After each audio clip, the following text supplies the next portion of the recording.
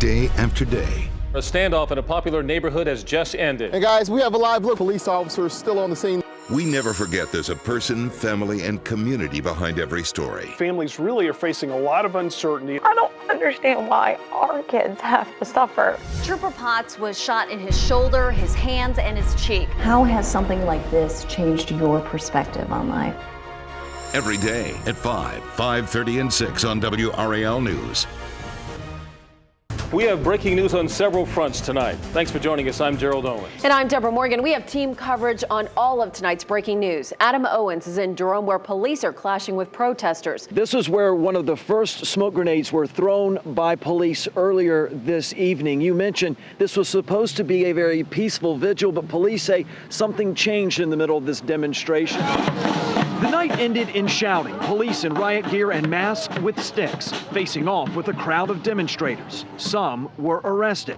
Smoke and eventually tear gas drifted through CCB Plaza in downtown Durham. We're marching. I want to say a few It all ended the same place where it started. Earlier in the night, a growing crowd brought candles, flowers, and signs. They surrounded the family of 17-year-old Jesus Huerta. Chewy is with us. My brother is always with us, and he will never leave our side. The teenager died last month in police custody. After being picked up on a warrant, officers say Huerta shot himself in the back of a police cruiser. Authorities say he was handcuffed at the time. They're still hiding whatever actually happened. Huerta's family and friends say they came for a peaceful vigil. Police were ready in force, though. A similar rally last month ended in vandalism at the police department. No violence, because his family got mad about that. And there's gonna be no violence. Who do you protect? Who do you serve? Just like last time, the crowd marched to police headquarters, blocking traffic at times, shouting obscenities at police. Officers scrambled as the mass of people changed direction. At the station, police formed a barrier and demanded demonstrators leave. After a face-off that lasted several minutes, the march returned to the plaza where it started. In the middle of some chaotic moments, a family is hurting. It's not easy. It will never be easy for us to actually think that my brother's not going to be here. Who's going to give us that joy? We just don't understand. Reports started coming in within the hour about an accident on a ride at the North Carolina State Fair. Emergency personnel are actually right now at that area. We're going to have everybody working overnight to try to get you the latest information. We are getting some new information this hour. We have a minute-by-minute account of exactly what happened last night. Our thoughts and prayers are with the families. And of course, we will continue to follow this investigation. WRAL News. Coverage you can count on. We begin with breaking news. Several people are injured at the state fair. The Midway is shut down. Yeah, Gerald and Jackie, this is a very serious situation that's unfolding out here at the state fair tonight. Adam, you've talked to some people who were right there right after the accident happened. Yeah, Deborah, as a matter of fact, they were walking to the area, I'll step out of the way, where the vortex is located, and they said they were walking down, everything seemed normal, then a rush of emergency personnel came rushing from behind past them, running to this area, throwing up barricades as quickly as they could. Of course, lots of fairgoers were wondering what is going on. A lot of people wondering what could have happened. They come around the corner, this is in a corner of the fair, and they saw a number of people laying on the platform of this vortex ride. We were told that some of them weren't moving. It wasn't clear if that was because of their injuries or because of the shock of the whole thing. All of a sudden, you see it just go upside down, and then people falling, and they're just screaming like, is this, oh my gosh, what just happened? Chief Meteorologist Greg Fischel told us, along with the entire staff in the Weather Center, this was coming. Greg, it did, and it has come with somewhat of a vengeance. Let's go on ahead and show you the dual Doppler 5000, and it actually is able to look at the shapes of the objects that are falling. As we see all these cars travel out, it becomes gridlocked, so we're not out of the woods. I don't think I've ever seen the situation in all the time I've been here. Our focus will be shifting from the heavy snow accumulations to the ice buildup. WRAL News. Coverage you can count on. If you don't have to be out here, certainly don't. The southbound traffic is absolutely at a standstill. Well, when it came down hard. Look at how people have just kind of slid off the road all over the place. It turned into gridlock down here, and I said, oh my God, this is heading your way. This is indicative of what we are seeing around this area right now. People are stuck everywhere at a complete standstill, describing situations where cars are going off the road. It can be frightening. I had both hands on the wheel, just kind of gripping it, just frustrated and scared and nervous all at the same time. Not for myself per se, but just because the conditions are just so treacherous and look how hard out there. It's still snowing. That's the thing, and that's what I kept noticing too. The longer we were out there on the interstate and we were just kind of creeping along. Tornado warnings and flood warnings. Fast-moving storms popped up across multiple counties, leaving serious damage to homes and streets covered with water. The rain came fast, too fast, and quickly there was too much. Low-lying areas started to fill up, like this spot along Ward Avenue. While some thought better of it, others tried their luck driving through it. Some didn't make it. This car had to get a push the rest of the way. I think it's dangerous because, you know, something could happen. Somebody could get stuck. And when the storm came through, it picked up the 2x4s in the house and tossed them just like missiles through his neighbor's front door. Just seconds ago, the focus shifted for a minute because a fire popped up into the garage. I can, from where I still see some of those flames on the ground. And actually, when that fire started, there was a bit of a pop, and 3 firefighters that were trying to tackle it closer had to run out of the garage. A dramatic river rescue underway right now. About 20 minutes ago, she was in a kayak that flipped on the flat river. It pinned her under a tree. She held on to that tree wearing a life preserver, but here's video of her from earlier as they're pulling her out. She had held on to that tree for about 20 minutes, and as she was there, Deborah, another kayak got into that same area with the guy in it, wedged into it. We have been following this breaking story for the past 60 minutes. The aircraft flipped over. The good news in all this, the grandfather and his grandson are both doing okay. Checking with Chief Meteorologist Greg Fishel. Lots of rain and storms. They got hammered, so we'll watch that as it progresses into Wake County. Southwest Flight 220 was speeding down the runway here at RDU. It was about to take off when passengers tell me birds were sucked into one of its 2 engines. The plane had so much speed it was forced to take off, hoping to turn around and make a safe landing on its 1 remaining engine. We were about like a third of the way down on the runway, and all of a sudden I heard a boom. And you just hear like womp womp, womp womp. Vibrations, rattling. And then we saw some smoke. I saw the flashes out the window, and then people were saying, oh my gosh, it's on fire, it's on fire. And it was very, very scary. But we were still powering through. So then the pilot came on, and he had told us that birds had flown into our engine, our main engine, our #1 engine, and it either blew or he had to cut it off. My heart was going real fast. Everyone was calm, people were in tears, people were scared, babies were crying. People were like, whoa, whoa, what's going on? I was grabbing the gentleman next to me, Andy's arm. We became close friends really quickly. And we're hearing that on the way down, they're telling you guys, get ready. Yeah, oh yeah, everything was, they had to by the books. And in about 2 minutes before we landed, they said to assume the emergency position. I'm thinking, I pray to God that this is gonna be, you know, a nice landing. It was a very, very smooth landing. And everybody's woohoo! And then we clapped. Roar of, you know, applause. It was a beautiful thing. We all landed and we were safe, and it was a big relief. I high-fived the guy next to me over his crying girlfriend, so.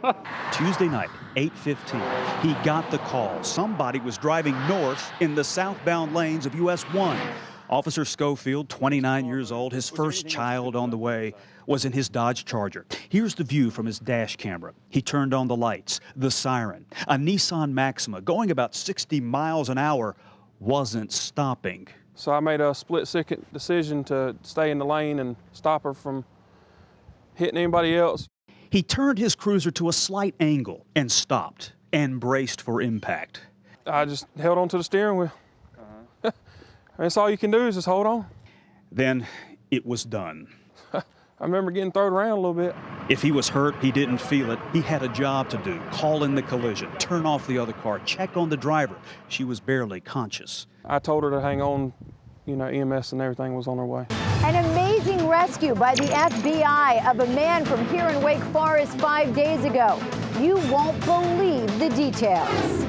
Now to a story that is making national headlines today. 5 days after he was kidnapped from his home and taken to an Atlanta apartment, a Wake Forest man is safe tonight. The FBI says his kidnapping was an elaborate plot. It appears to be directly related to his daughter's work as a Wake County prosecutor. Frank Jansen was reported missing on Saturday. The FBI rescued him last night from an Atlanta apartment just before midnight.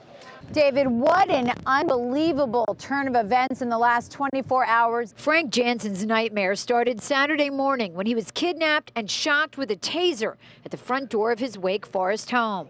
He spent 5 nights in the hands of a group of very dangerous people.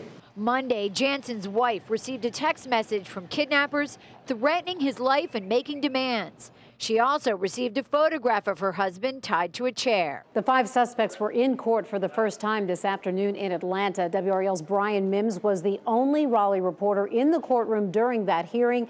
He continues our coverage now live in front of the apartment where Frank Jansen was rescued. Brian. Monica, this is it right here, number 263 in the Forest Cove Apartments, right across the street from a federal penitentiary. Oh my gosh, across from a federal prison, all this happened. Unbelievable. With a fractured neck, broken fingers, and stitches in her head, Joyce McNeil braved sweltering temperatures to tell her story. I kept saying, please stop beating us. We don't have anything else to give you. But the heat was nothing compared to what she and her husband experienced last month in their home as they waited for an early morning ride to a medical appointment. And he started immediately beating my husband while he was sitting in his recliner, beating him with that stick.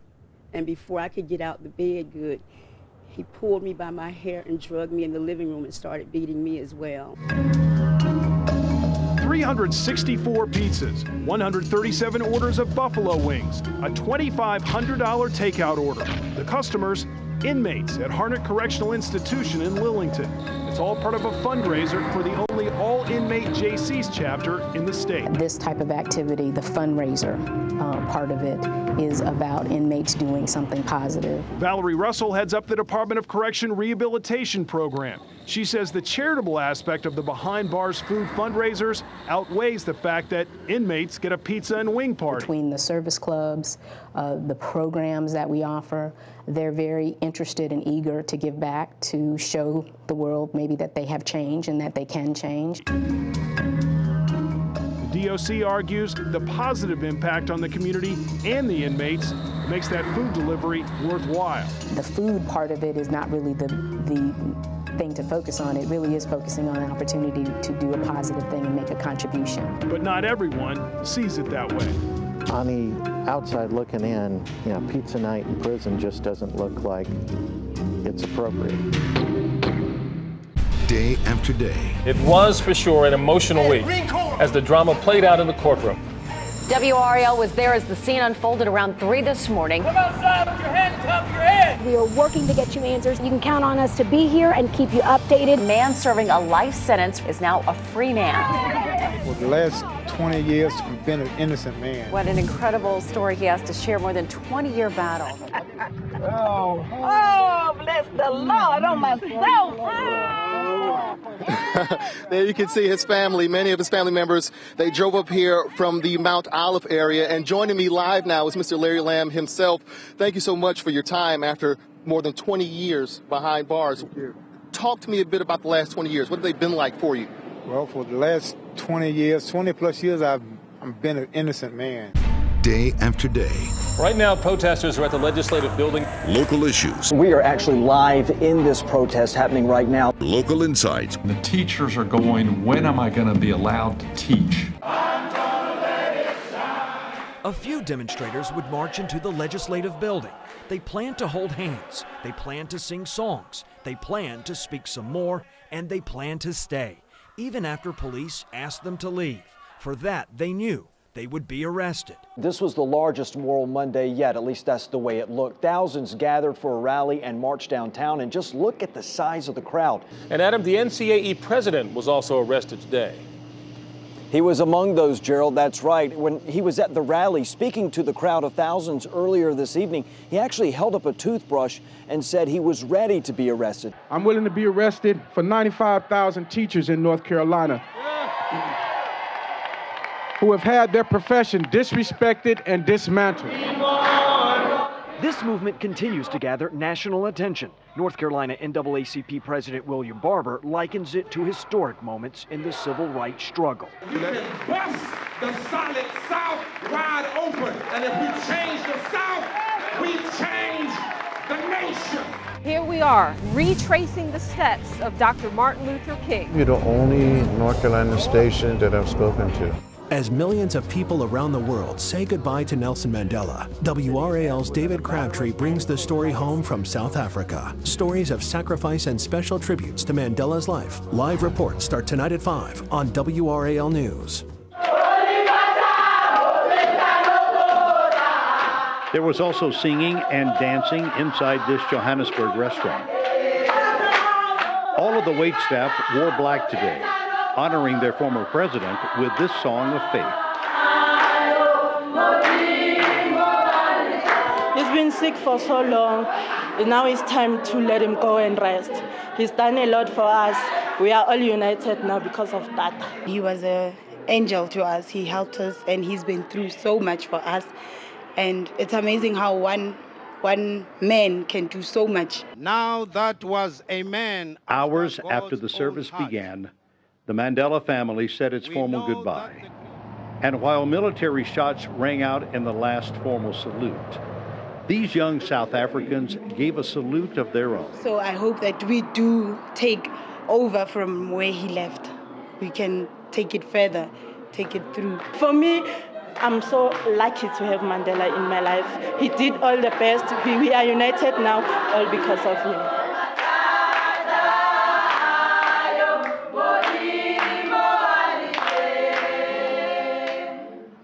We never forget there's a person, family, and community behind every story. She barely had any food left. You offered to help. North Carolina is a lot of great people with big hearts. Dawson is not like any of his friends, and that's just fine with him. I can do one that anybody else can do too. They served our country and now they need help. It's a beginning of healing. An amazing sight. So touching, so well deserved. Every day at 5, 5:30, and 6 on WRAL News.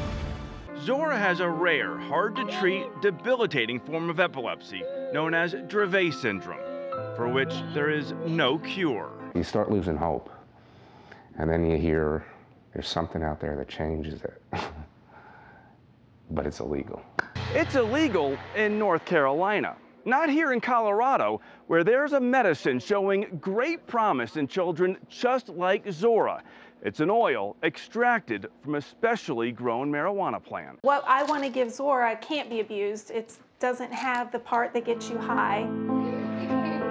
We would just want to be able to have the oil here legally. Zora's parents just want their daughter to have a chance for a better life. She doesn't have time. She doesn't have time to wait. Tomorrow can be her last day. WRAL is here to help you answer your questions about the Affordable Care Act. The phones have been ringing nonstop. This is about helping people through a very complex issue. More than 550 people called in just 2 hours. This is a beautiful piece of artwork made entirely out of ice. And of course, it's dangerous out here. This ice desk wouldn't be here if our temperatures weren't bitterly cold. I want to go ahead and toss it on over to Adam Owens in Roxborough. Layla, you didn't throw it quite far enough. I stand corrected. You have a very good arm on you. Good toss. Clear the slopes, clear the slopes. On your mark, get set, go! Go! Wait, I got a late start. Woo!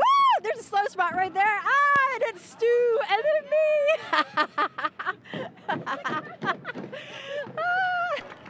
And if I could lasso Chad, I would do it.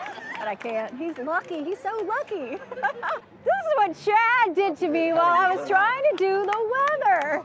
And everybody let him do this to me. You guys all let Chad do this to me while we were doing the weather.